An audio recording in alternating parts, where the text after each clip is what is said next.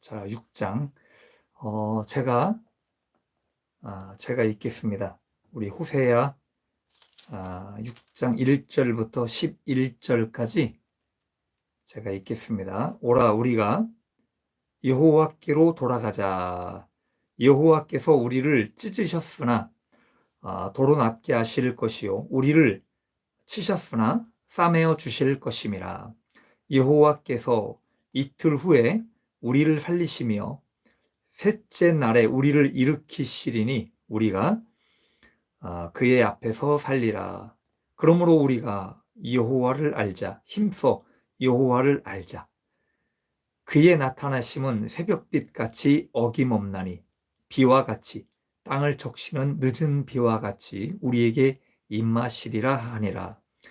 에브라임아, 내가 내게 어떻게 하랴? 유다야, 내가 내게 어떻게 하랴? 너희의 인애가 아침 구름이나 쉬 없어지는 이슬 같도다. 그러므로 내가 선지자들로 그들을 치고 내 입의 말로 그들을 죽였노니 내 심판은 빛처럼 나오느니라. 나는 인애를 원하고 제사를 원하지 아니하며 번제보다 하나님을 아는 것을 원하노라. 그들은 아담처럼 언약을 어기고 거기에서 나를 반역하였느니라. 길르앗은 악을 행하는 자의 고울이라 피 발자국으로 가득 찼도다. 강도 때가 사람을 기다림같이 제사장의 무리가 세겜 길에서 살인하니 그들이 사악을 행하였느니라. 내가 이스라엘 집에서 가증한 일을 보았나니 거기서 에브라임은 음행하였고 이스라엘은 더럽혀졌느니라. 또한 유다여, 내가 내 백성의 사로잡힘을 돌이킬 때에 내게도 추수할 일을 정하였느니라. 그래서 요거를 두 단락으로 나눌 겁니다. 그래서 이번 주에 회개에 관한 말씀을 드릴 거고, 다음 주에는 구원이라는 말씀을 드릴 겁니다. 그래서 이것이 한 주제입니다. 우리가 신앙생활을 하시면서, 여러분들 신앙생활 하시면서 가장 많이 생각해 봐야 되는 단어가 있습니다. 하나는 회개라는 거예요. 회개. 그리고 또 한 단어는 구원이라는 단어입니다. 그래서 이 회개라는 말, 그리고 이 회개라는 말이 다른 말로 이야기하면 참회입니다. 그죠? 참회. 그리고 속죄라는 거예요. 그래서 여러분들이 이 회개라는 것을 생각을 하시면서 내가 올바른 회개를 하면서 살아가고 있는가? 그리고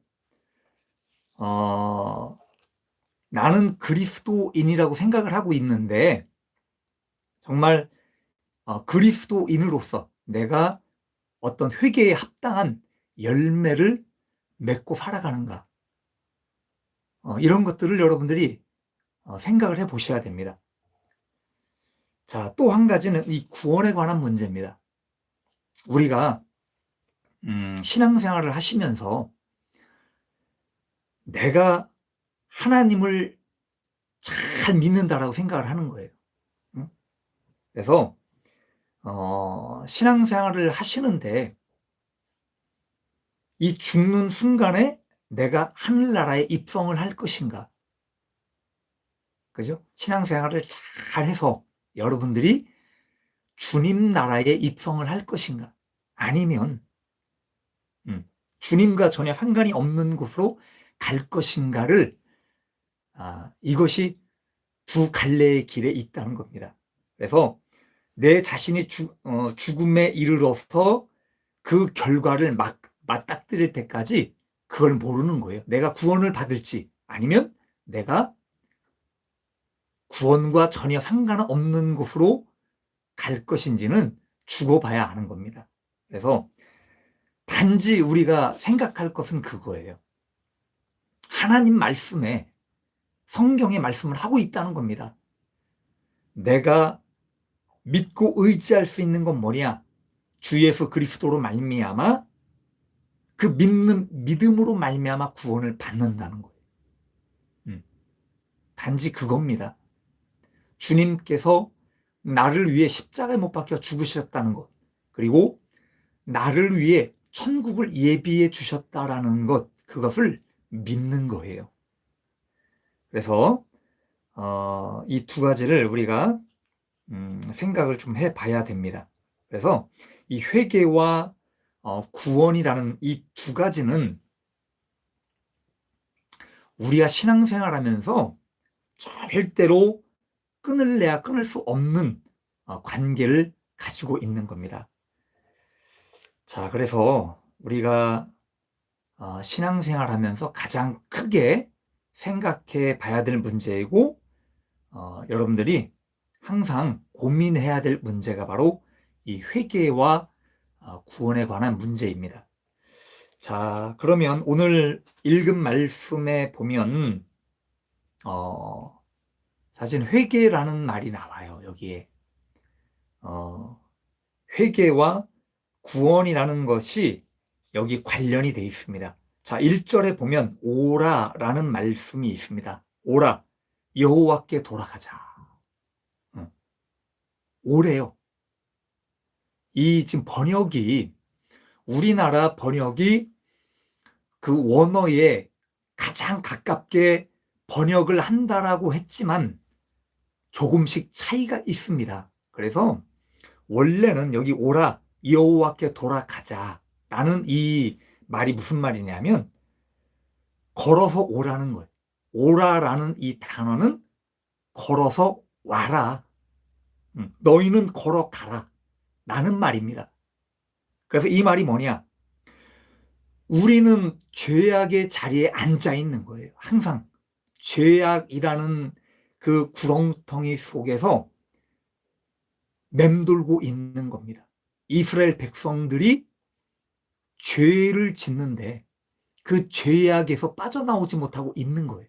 그래서 그 죄악의 자리에서 일어서라는 겁니다. 앉아있지 말고 벌떡 일어나서 적극적으로 하나님께 나아가라라고 말씀을 하고 있다는 겁니다. 이 말씀은 그래서 신앙 갱신을 요구하는 거예요. 다시 내가 신앙생활을 어떻게 잘 할 것인가 라는 것들을 요구하는 말씀, 그리고 회개에 대한 촉구를 이야기하는 겁니다. 그래서 오라 여호와께 돌아가자라는 이 말씀은 회개하라는 말씀이에요. 자, 그래서 첫 번째 이 호세아 6장 1절의 첫 번째 말씀이 회개하라는 말씀으로 지금 시작을 하고 있다는 겁니다. 여러분, 주석가들이요, 이 성경 말씀을 해석을 잘 해야 되는데 가끔 엉뚱하게 해석을 하시는 분들이 있습니다. 여기 지금 1절부터 3절까지의 내용을 보면 마치 어떤 하나님께서 그 이스라엘 민족을 찢고 어떤 개인을 찢으시고 치료하셨다라는 뜻으로다가 지금 이야기를 하고 있어요. 그런 것이 아니라 이렇게 해석을 합니다. 이스라엘 민족이 멸망을 당하는 거예요. 그 멸망당하는 지금 연결 상태가 잘 좋지가 않죠. 자, 그리고 2절에 보면 이틀, 3일 그렇게 이야기를 해요. 그래서 이 이야기는 뭐냐면 예수님의 부활 사건에 대해서 이야기를 하고 있다라고 그렇게 해석을 합니다. 자, 그런데 이 해석은요, 여러 갈래의 해석이 있는 겁니다. 주석가들마다 나는 이렇게 해석을 할 거야. 그리고 나는 이런 뜻으로 해석을 할 거야 라고 주석가들이 해석을 해요. 그래서 틀린 말은 아닙니다. 이스라엘 민족이 하나님께서 어떤 고통과 아픔을 주시고 멸망을 당하게 하시고 나서 다시 회복시키시는 그런 과정들을 지금 이 성경에서 이렇게 표현을 하고 있는 거예요. 그러니까 맞는 말씀이에요. 그런데 주님께서는 뭐라고 말씀을 하시냐 하면 이 6장의 전체적인 내용이 뭐냐? 전체적인 내용을 보라는 거예요. 그래서 호세아 선지자를 통해서 어떤 책망과 함께 조롱이 섞인 말들을 하고 있다는 겁니다. 누구에게? 이스라엘 민족과 그리고 제사장들과 어떤 권력을 잡은 사람들에게 조롱 섞인 말투로 지금 이야기를 하고 있다는 거예요. 그래서 여러분이 이 전체적인 맥락을 아셔야 됩니다. 그래서 이게 누구에게 하는 말씀인가? 그리고 누구에게 회개하라고 말씀을 하고 있는 건가? 돌아오라고 이야기를 하고 있는 것인가를 여러분들이 전체적인 것을 알고 있으셔야 된다는 겁니다. 그래서 하나님을 믿는 이 선민이라고 하는 것들, 선민이라고 하는 이 백성들, 사람들이 하나님 앞에 제사를 드린다고 이야기는 합니다. 제사장들도 마찬가지예요. 그런데 여기 지금 성경 말씀에 보면 이 속죄에 관한 예물을 하나님께 제사로 드리는 어떤 모든 사람들이 범죄를 한 거예요. 뭐 말로 표현할 수 없을 정도의 어떤 그 부패하고 변질되고 있는 그런 과정들을 지금 이야기를 하고 있습니다. 자, 그래서 오늘 이 회개에 대해서 그리고 이 성경에 나오는 사람들에 대해서 두 부류에 대해서 이야기를 할 겁니다. 첫 번째는 뭐냐?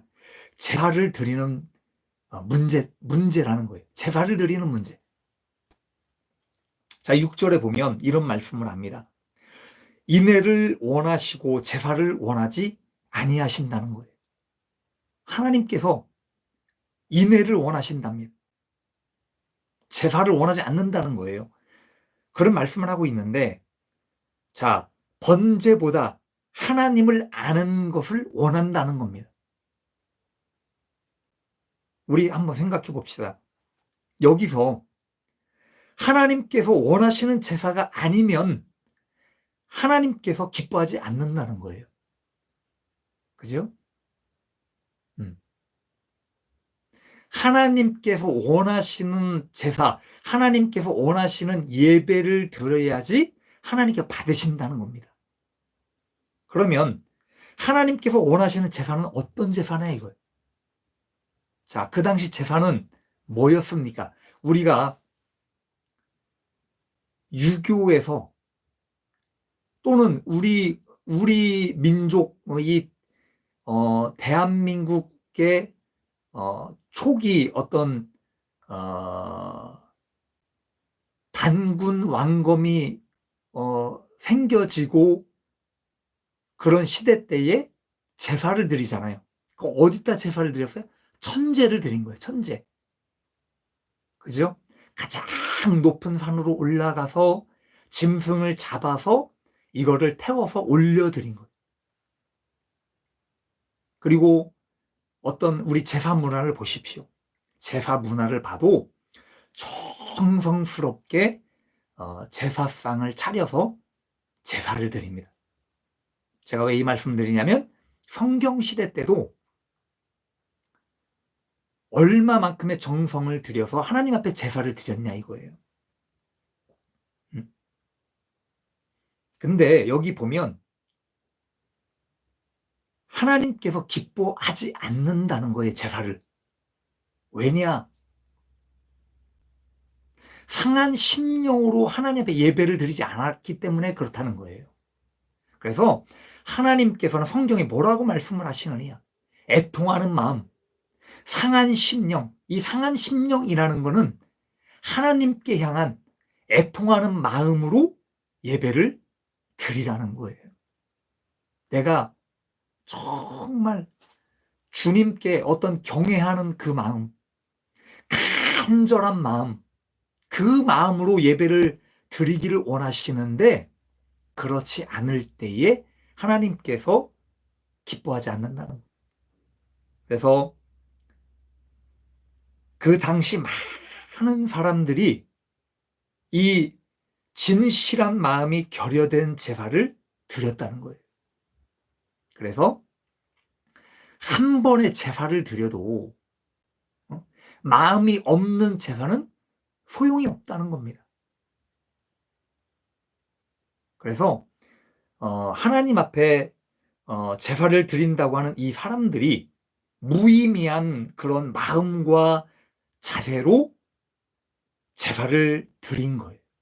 그래서 하나님께서 그런 제사를 받으셨겠냐라고 지금 말씀을 하고 있는 겁니다. 어떤 사람들은 이 제사라는 형식에 얽매여서 마지못해 그렇게 제물을 드리는 경우가 있었다고 합니다. 그러니까 마지못해 드린 거예요. 여기 구약 시대의 제사는요, 이랬어요. 염소나 어린 양 이런 것들을 끌고 가서 잡습니다. 그래서 각을 떠요. 짐승을 잡으면 손질을 하잖아요. 각을 떠서 하나님 앞에 그렇게 정성스럽게 제사를 드리는 겁니다. 이것이 구약 시대의 제사였어요. 이 제사 중에는 속죄제라는 것이 있습니다. 속죄제. 그러면 이 속죄제 또한 뭐냐 하면 내가 지은 죄를 대신 짐승에게 전가하는 거예요.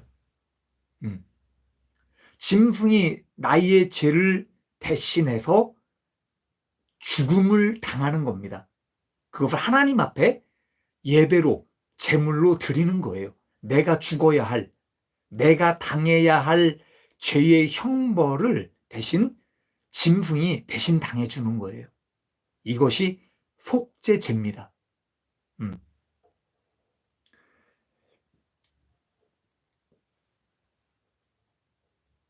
자, 그래서 제사를 하나님 앞에 속죄제로 드리는데 그냥 어떤 형식적인 제사로 하나님 앞에 드렸어요. 근데 내 죄가 그냥 사해지는 것만을 생각을 하고 이렇게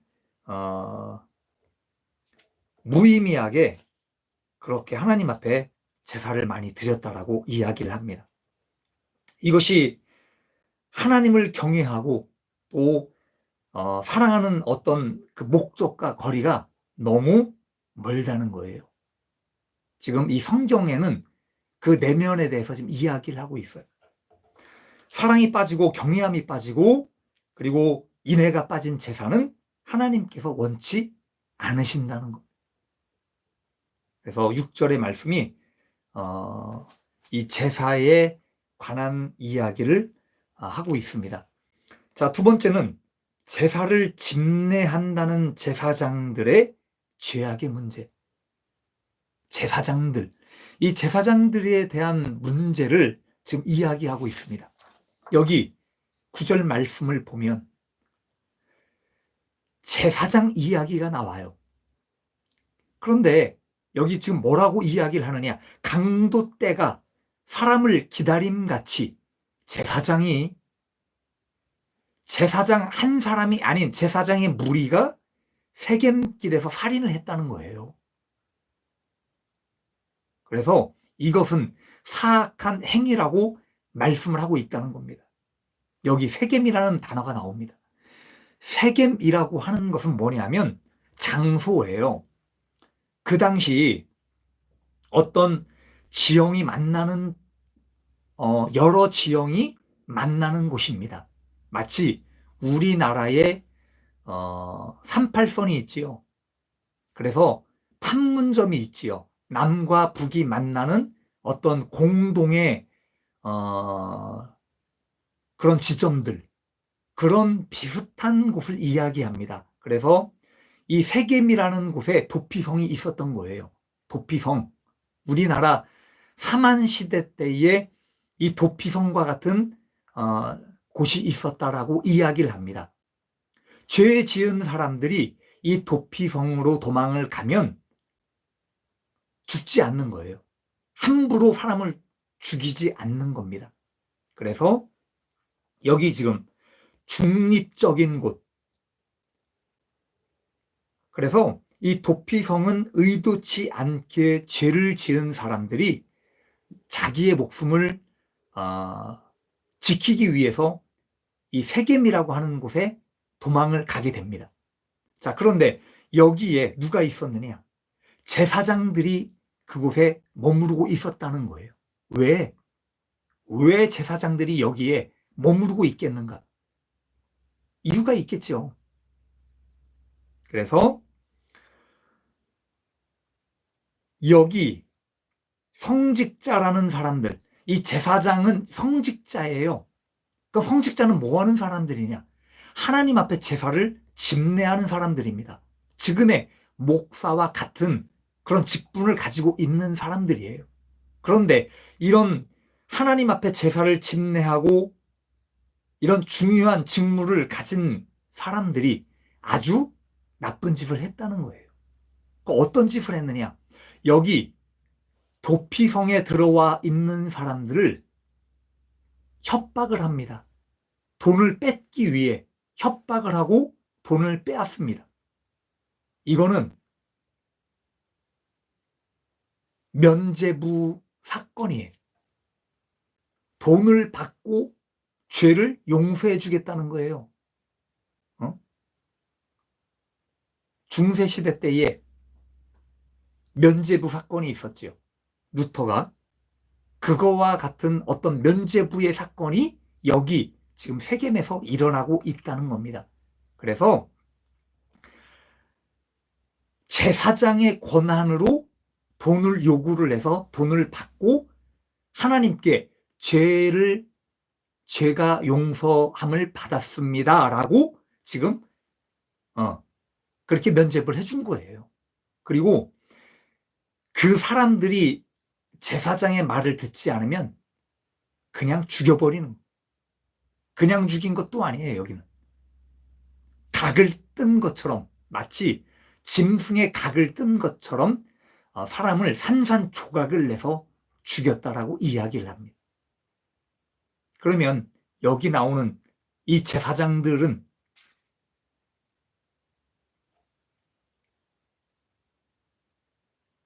얼마나 양심의 마비가 왔고 얼마나 하나님 앞에 무서운 그런 범죄를 행하고 있었는가를 지금 성경을 통해서 우리는 보고 있다는 겁니다. 여기 왜 성경에서 제사장이 한두 명이 아닌 제사장의 무리가 살인했다라고 이야기를 하는가? 그만큼 그 당시에 이런 목회자들, 하나님 앞에 중요한 일을 감당해야 했던 이 제사장들이 많이 범죄해 있었다는 거예요. 그것을 지금 이야기를 하고 있습니다. 자, 그렇다면 왜 오늘 회개와 구원에 관한 말씀을 여러분께 드리는가? 우리 한번 생각을 해봅시다. 이스라엘 민족이요, 전체적으로 이런 죄악과 악행들이 자리를 잡고 있었다는 겁니다. 변화되지 않고 있는 모습들.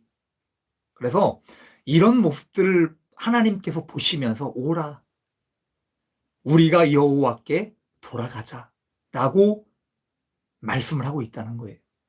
그렇다면 우리는 첫 번째로 회개라는 것을 한번 생각해 봐야 합니다. 회개. 여러분, 이스라엘 백성들이요, 죄를 지었을 때에 어떤 방법으로 이 회개를 하는가?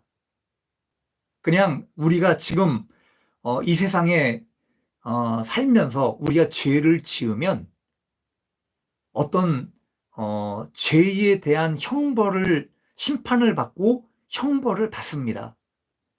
그죠? 우리 하나님을 믿는 사람들은 하나님 앞에 엎드리고 내가 죄를 지었습니다라고 고백하고 회개를 하는 것이 다일 거예요. 대부분 기독교인들이 그렇게 할 겁니다. 저도 그렇게 해왔고요.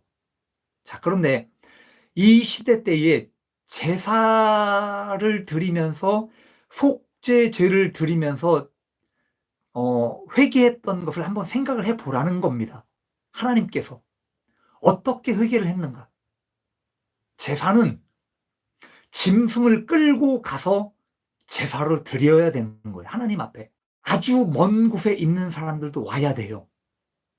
그러면 성경에서 북이스라엘에서 가장 먼 데가 어디입니까? 단입니다. 단.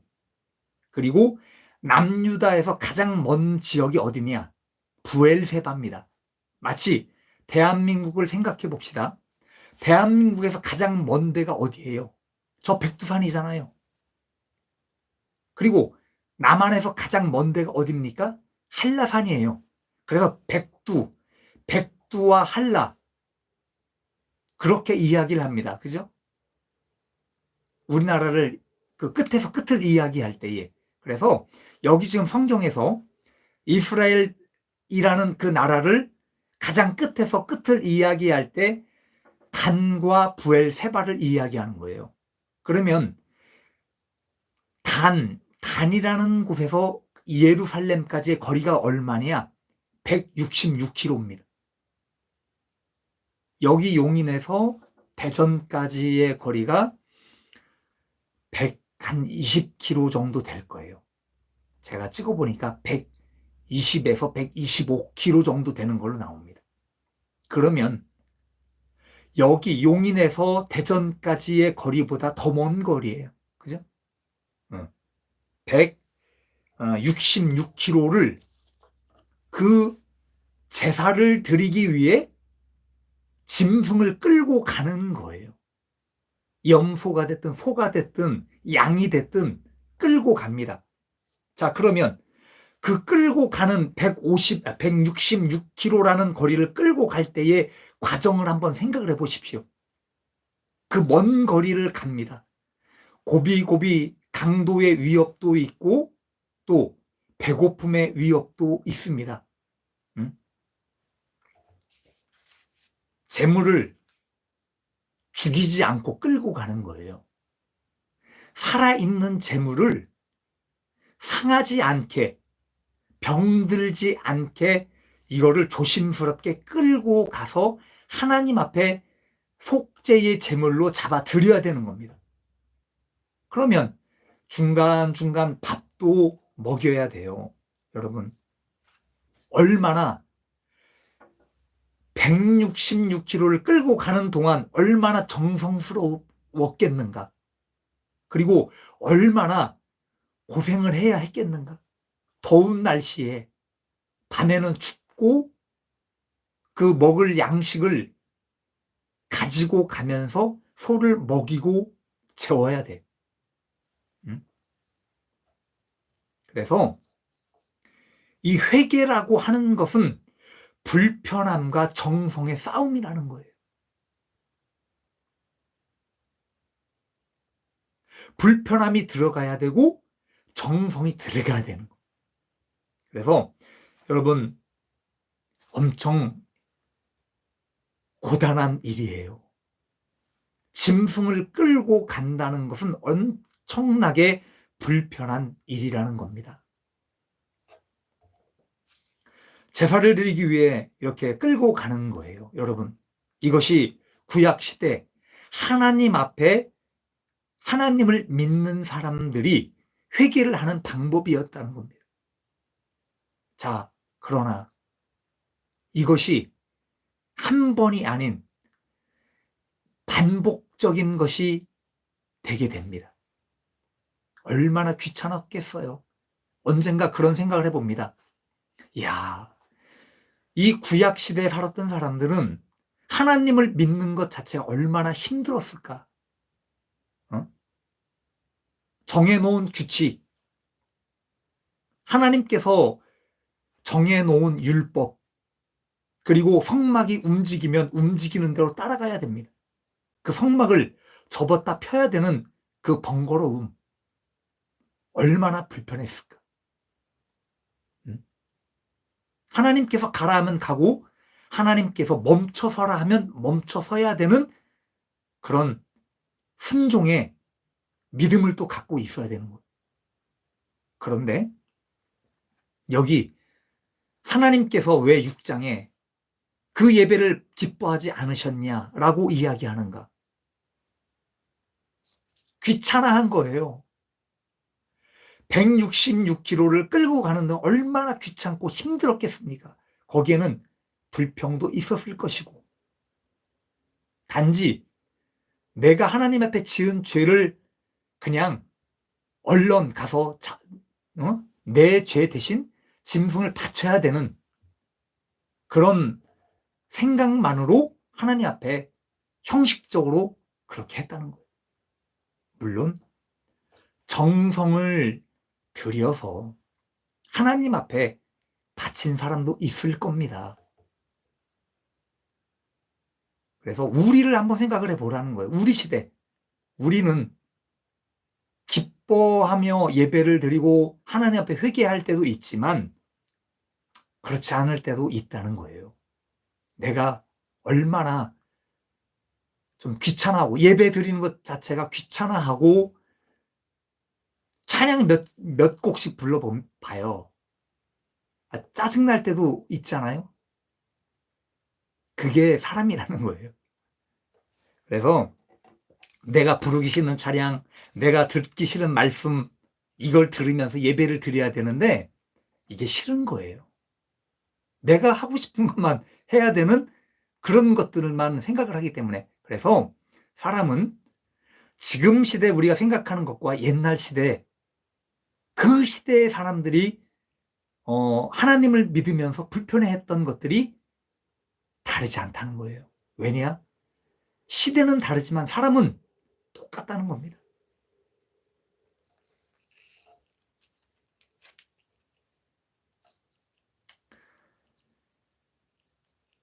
그래서 속죄제를 위해서 저렇게 고생과 정성과 그리고 이런 불편함을 겪으면서까지 성전을 찾아와서 제물을 바치는 이런 희생이 필요했다면 우리는 너무나 쉽게 회개하고 그리고 너무나 편안하게 회개를 하고 있지 않은가를 생각해 봐야 한다는 겁니다.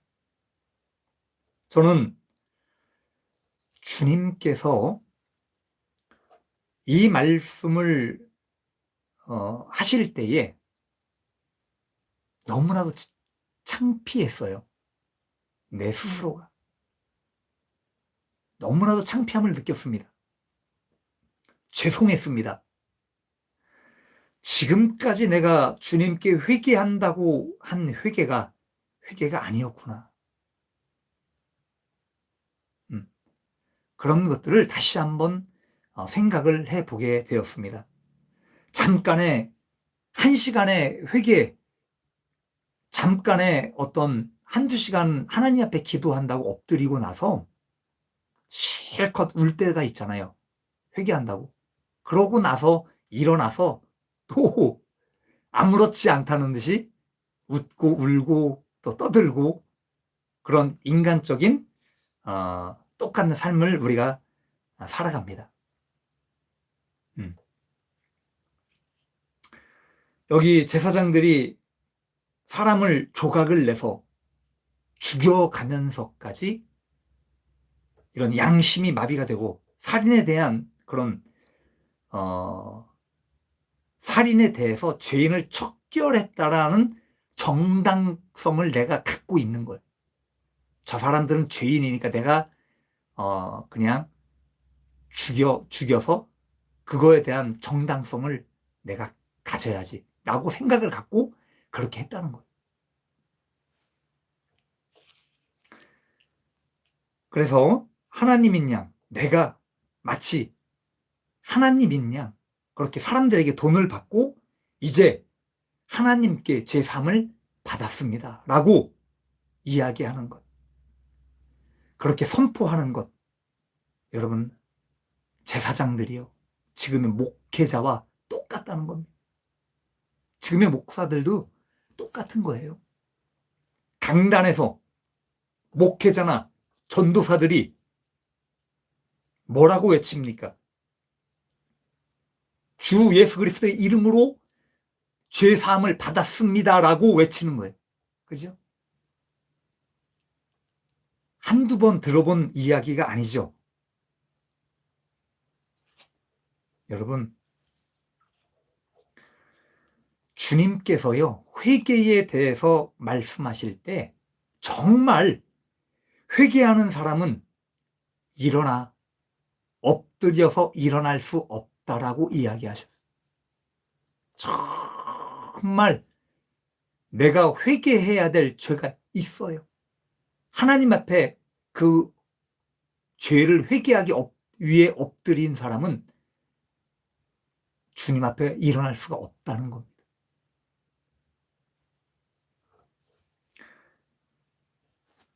주님은요, 이 시대의 목회자들에게 이런 말씀을 하셨습니다.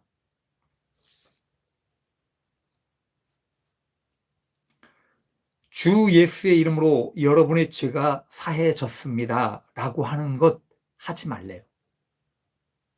목회나 목사나 이런 선교사, 전도사, 강도사라고 하는 설교자들이 뱉어야 하는 말들에 얼마나 무거운 말씀인가를 곱씹어 봐야 된다고 말씀을 하셨습니다. 책임질 수 없는 말에 아무에게나 그런 말을 하면 안 된다는 거예요. 여러분이 하나님입니까? 여러분이 죄를 사해 줄 수 있는 권한이 있습니까? 여러분이 주님이에요? 아니잖아요. 죄를 사해 줄 수 있는 권한을 갖고 계신 분은 주님 한 분뿐이라는 거예요. 그래서 아무리 목회자라고 해도 하나님께서 세우신 종이라 할지라도 책임질 수 없는 말은 함부로 꺼내지 말라는 겁니다. 그리고 만약에 그런 말을 선포할 수 있는 정도의 사람이라면 적어도 그가 하는 말에 있어서 책임을 지고 이야기할 수 있어야 된다는 거예요. 책임질 수 있는 사람이냐 이거예요. 그럴 때에 그 말을 선포할 수 있다는 겁니다. 여러분 생각해 보십시오. 가해자가 죄를 지은 사람이 가해자잖아요. 가해자가 용서받지 않았는데 목사들이 죄를 용서를 하면 오히려 목사들이 주님의 반역자가 된다라고 말씀을 하셨습니다. 여러분 제사의 순서가 있답니다. 제사를 드리기 위해 아주 먼 곳부터 정성스럽게 끌고 와야 되는 게 첫 순서예요. 그죠? 상하지 않게, 죽지 않게 가장 좋은 것을 가지고 와서 하나님 앞에 드려야 되는 그게 순서랍니다. 그런데 우리에게도 죄를 회개하기 위해 순서가 있다는 거예요. 그게 뭐냐? 상대방에게 가서 내가 지은 죄에 대해 용서를 빌라는 거예요. 그래서 먼저 용서를 구하십시오.